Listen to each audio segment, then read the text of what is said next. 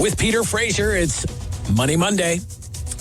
Peter is certified financial planner with Credential Q-Trade Securities here in Ottawa and the Alterna Wealth Management Group here in Ottawa as well. Good morning. Good morning, Rob. How are you? Yeah, I'm great, Peter. You and I are on exactly the same wavelength this morning because there's actually there's a big story in the Globe and Mail, special to the Globe and Mail from a couple of days ago.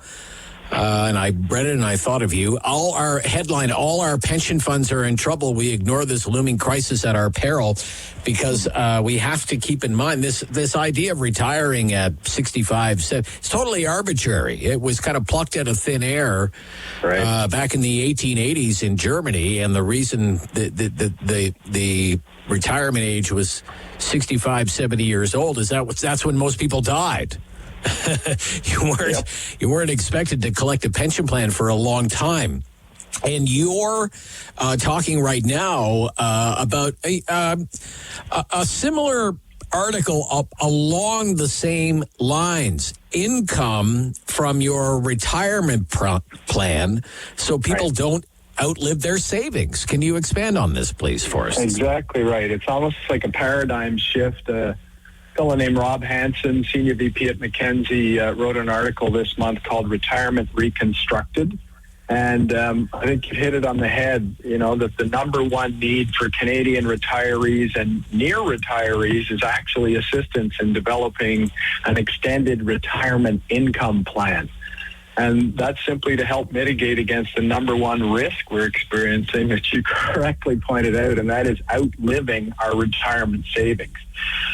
We've gone on about this for a long time, but basically people living longer, people being more active, having more costly retirement activities, lots of newer ways to spend those so-called golden years. And, there's a staggering amount of money here, $4 trillion, or 2/3 of Canadians' total financial wealth is controlled by retirees or near retirees today. But that's forecasted to grow to over $6 trillion in just 7 years. So by 2030, which really makes, as you said off the top, this retirement income conversation very, very significant. So I thought we could talk about, what are some considerations when it comes to retirement income planning and having to, sort of shift our perspective just from growth for growth's sake to one that makes income stability over a long period of time a number one priority. Yep. You have 5 bullet points, so let's go through them. The first one is to reframe the retirement conversation. I think so. I mean, in this study, McKinsey says that 71% of Canadians don't know what to expect when they retire. Like, many believe they may know what they want, but most have not really made plans for it, including this extended period of life. So reframing just means let's talk about more than just an investment portfolio.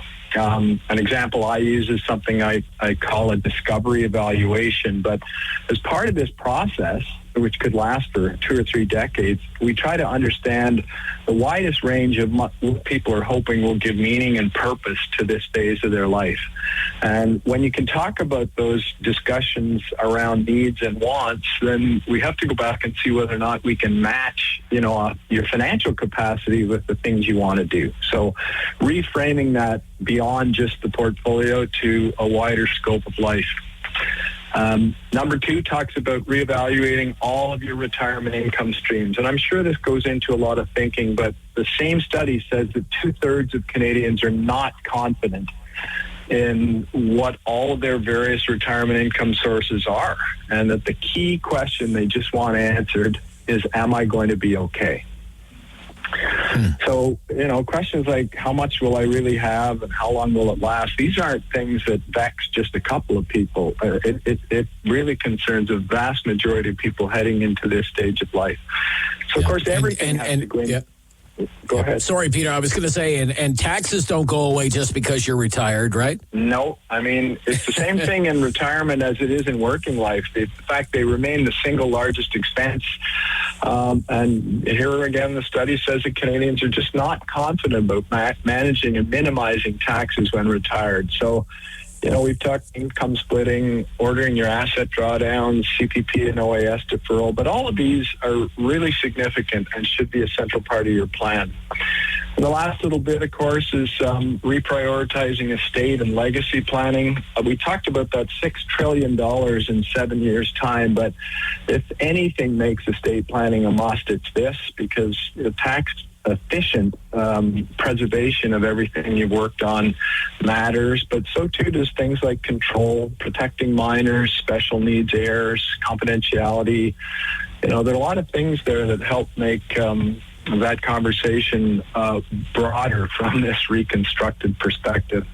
But I guess the last thing we want to hit again, number 5, is just that a retirement investment portfolio that makes stable lifetime income as its top priority is essential. And of course, growing it matters too, but stable income for longevity and some of these risks is really essential. Okay. In fact, the article concludes by Hansen just saying, at the end of the day, we just want to retire from work, not from life. So, retire from work, not from life. Okay. Excellent. Yep. Excellent advice. That's so much better than doing what I did. I just put it all into FTX, and look how that worked out for me. Okay. All right. Well, I can't say FTX will be there, but if they go to Alterna.ca, Money Mondays at Alterna.ca, this is there, and I am too for questions. So thank you, Rob. Yeah, excellent, Peter. Thank you. Yeah, Money Mondays at Alterna.ca. You can reach out to Peter. I'm sure he'll get back to you. He'll provide you all the documents that he's referencing today.